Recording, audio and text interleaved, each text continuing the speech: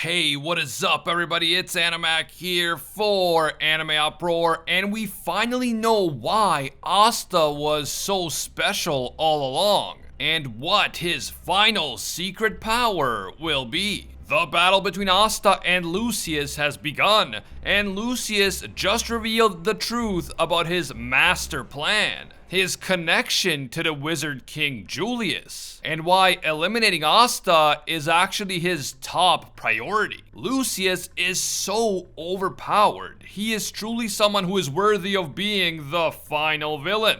But Asta is not scared. He is ready to go, and I think that we might soon learn the truth about Asta's father, so let's get into it. You guys know how this works. If you want to support the channel, leave a quick like and comment right now. It helps me out a lot. And if you want to see more Black Clover content in the future, don't forget to subscribe and hit that notification bell to turn on all notifications. You can also hit me up on Twitter and Instagram at Anime Uproar. Finally, this video will of course contain Black Clover manga spoilers, so please proceed with caution. You've been warned. In the previous chapter, we saw the fateful first encounter between Asta and Lucius, the dark counterpart of the Wizard King Julius. This was an extremely important moment because we already know that this is going to be the final arc in the Black Clover manga. So it is practically certain that Lucius will be the final villain of the story. The moment when Asta meets Lucius is the moment that he comes face to face with the final boss, the ultimate villain, and this is the beginning of the end of the story. Chapter 332 ended on that incredibly important cliffhanger. But thankfully, the very next chapter gave us many of the big answers that we were desperately hoping for.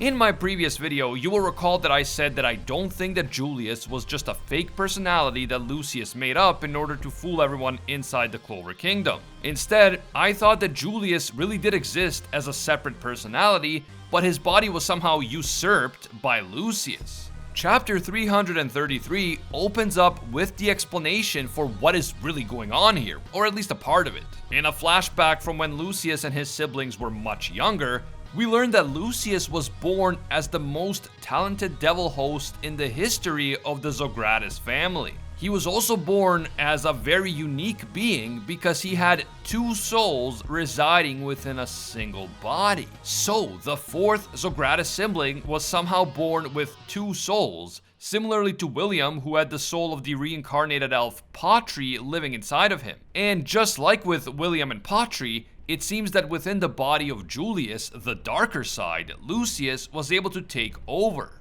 And it's likely that this is not the first time that he has taken over. He's probably been taking over at important points in time over the years that Julius has served as the Wizard King. However, there is no indication that Julius is some sort of reincarnated elf. So why and how was Lucius born with two souls? Was it just some sort of strange birth defect? Or was it the result of deliberate magical shenanigans? For instance, did Lucius's parents perform some sort of forbidden magic ritual that caused this outcome? That is a fascinating question that I hope will be answered soon, but for now, we just don't know. At any rate, it is clear that Lucius was extremely ambitious even from a young age, that he was very interested in ancient magical knowledge, and that he had big plans for the future. After discovering some ancient tablets that contained secret knowledge about summoning devils, he decided to become the human host for Astaroth, the supreme devil of time magic. And Lucius believed that Astaroth would provide the important answers that he has been searching for. Lucius tells Julius, his other half, that thanks to time magic, he has seen the future, and he knows how true peace can be achieved in this world. However, it is clear that Julius does not agree with Lucius's plans and that he plans to stop him. Lucius knows that even Julius, the one person who is closest to him since they literally share the same body, cannot understand his master plan. He knows that Julius will try to stop him, but Lucius vows that he will bring peace to this world and he will do whatever it takes, even if he has to go against Julius's wishes. Back in the present, Asta, Noel, and the others are stunned to see Lucius. He clearly looks like the Wizard King, he is dressed like the Wizard King, and yet something is different. Asta is the first one to realize that this is not really Julius. This is not the Wizard King they know, and he asks Lucius who he really is. Lucius then proceeds to launch a massive time magic spell that literally freezes time for everyone at the ceremony and the entire surrounding area. This is the same type of magic that Julius had used before on individual people, but he had never used it on such a massive scale. But when Lucius tries to approach Asta and touch his forehead like he did to Damnatio, Asta jumps out of the way and activates his devil powers. Lucius was likely expecting this outcome because he knows that Asta possesses anti-magic, the ability to negate the magic of others. As a result, even though everyone else was frozen in time by Lucius's time magic spell, Asta was still able to move.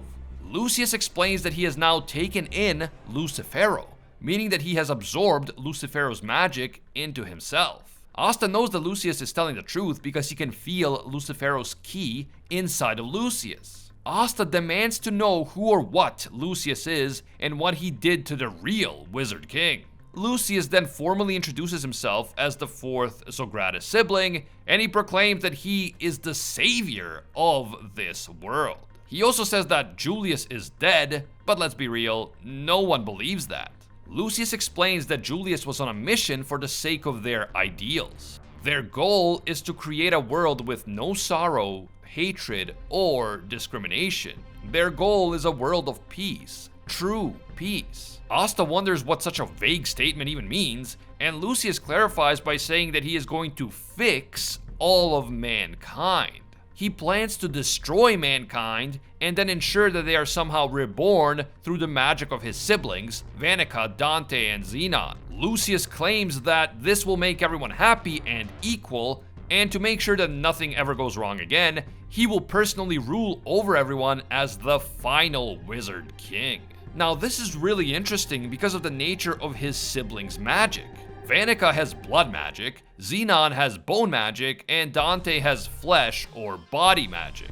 With those three types of magic, they could presumably create artificial human bodies. So maybe that is what Lucius plans to do. Maybe his own original magic is soul magic, and maybe he can transfer the souls of every human into artificial clone bodies that would be immortal, but that would also be under Lucius's complete control. That way, there would be no sorrow, hatred, or discrimination because everyone would be equal and immortal, and Lucius would control all of them. Obviously, I'm just speculating at this point because Lucius referred specifically to the magic of his siblings, but who knows? Maybe his plan will be something more like the Infinite Tsukuyomi in Naruto, or the Human Instrumentality Project in Evangelion, or Emperor Charles's plan in Code Geass. At any rate, Lucius says to Asta the same thing that he told Julius. He has already seen the future, and so he has already anticipated everything. There is only one thing that he didn't foresee, and that one thing is Asta himself. After all, it shouldn't be possible for a life form to be born without magic. So this means that Asta is a freak of nature, a flaw of this world. Because Asta is such a unique anomaly, and because anti-magic is so dangerous, Lucius intends to remove the flaw before it can interfere with his plan. At this point, Asta snaps at Lucius. He tells him that he is definitely not the Wizard King, because the Wizard King he knows risked his life to save humanity, and he would never want to destroy it. This is exactly what I've been saying as well. The Julius we know would never go along with Lucius's plan willingly. Over the course of the series, we've seen that Julius really does genuinely care about people, and he is willing to risk his life to help others. Asta also says that there is no way that someone like Julius would die so easily, so he must still be in there somewhere, and Asta intends to save him.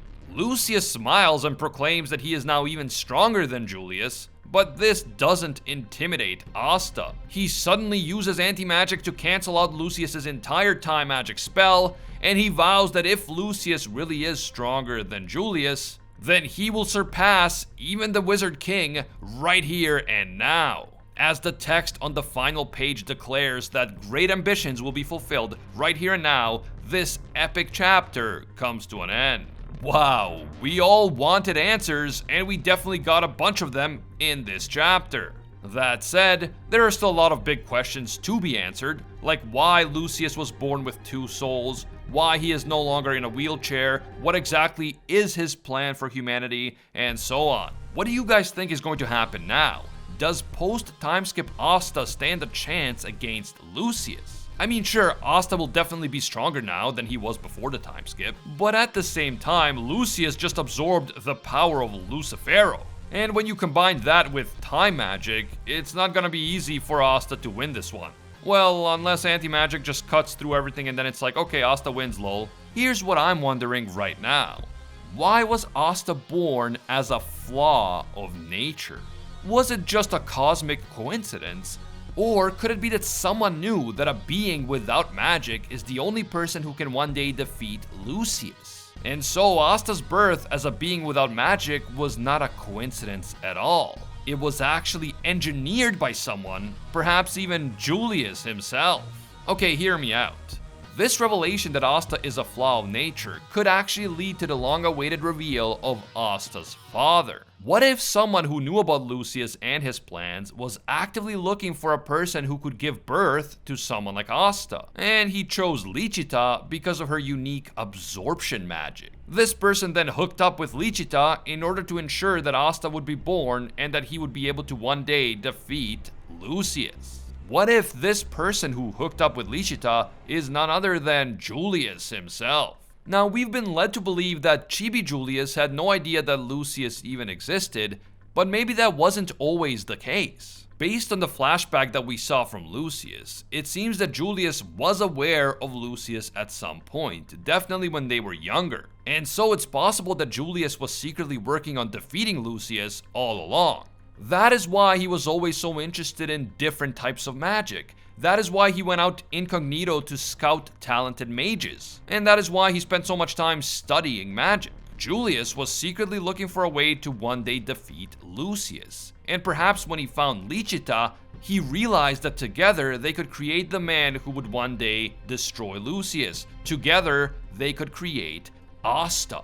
This would make Julius Asta's father, and it would also make Asta's birth not a mere coincidence, but a carefully engineered strategy for defeating the final villain. I know this is just me speculating, but we are in the final arc of the story now, so it's about time we found out who Asta's father really is. Since Asta appears to be the only weapon capable of defeating Lucius, I wouldn't be surprised if Asta's father was someone who had been planning to defeat Lucius for decades. And what man fits that description better than Julius himself, the one who had been opposing Lucius from within him ever since they were young? Oh, and maybe the reason why Lucius could see the future but he could never anticipate Asta is because Julius tampered with his time magic in order to make Asta's birth possible. We now know Asta's true purpose and his secret power that has been foreshadowed throughout the entire series. Asta himself is the secret weapon that can destroy Lucius. He is the only one who can defeat him, and so Asta is the key to everything. The only hurdle that he could not anticipate, and again, this could be because Julius messed with time. No wonder Lucius took such a keen interest in Asta from the start, and no wonder Lucius is so determined to remove him as a threat as soon as possible. Man, we are really in the end game now, and I can't wait to see what happens next. What do you guys think? Are we about to find out the true identity of Asta's father, and could it be Julius? Was Asta's existence as a flaw of nature a carefully engineered event whose purpose was the ultimate defeat of Lucius? Was Julius secretly working against Lucius this entire time? And if so, then how does Liebe fit into all of this? I mean, sure, the fact that Asta was born without magic is what allowed him to use anti-magic, but without coming into contact with Liebe and anti-magic, Asta would not have stood a chance against Lucius. So if Asta's birth was all a part of some master plan, then so was Asta's eventual union with Liebe. Don't forget to let me know down in the comments what you think about all of these crazy developments in Black Clover. I always love hearing from you. If you enjoyed this video and you want to see more in the future, leave a quick like, it helps me out a lot. And if you want to support the channel directly for free, don't forget to subscribe and hit that notification bell to turn on all notifications. You can also hit me up on Twitter and Instagram at AnimeUproar. I want to give a big thank you to all of our Anime Uproar patrons for making videos like this one possible. Special thank you to our The One tier patrons, the ones who stand above all other clans, including Alpha Sigma, Pate Heffa, The Toasted Chi, Corey McGowan, Baked Buddhist, and Jeremy Pontier. And I can't forget all of our Pro Hero tier patrons, including the one and only Gilgamesh, Angel Cruz, Alicia Octer, Fatboy Games, Kaido Might Be a Duck, Alivania, and Anime S Code M. If you guys enjoy our videos and you feel that they provide value for you, consider supporting us on Patreon or here through YouTube memberships. Even a single dollar helps, and it means a lot to us. As always, thank you guys so much for watching, and until next time, see ya, Space Cowboys.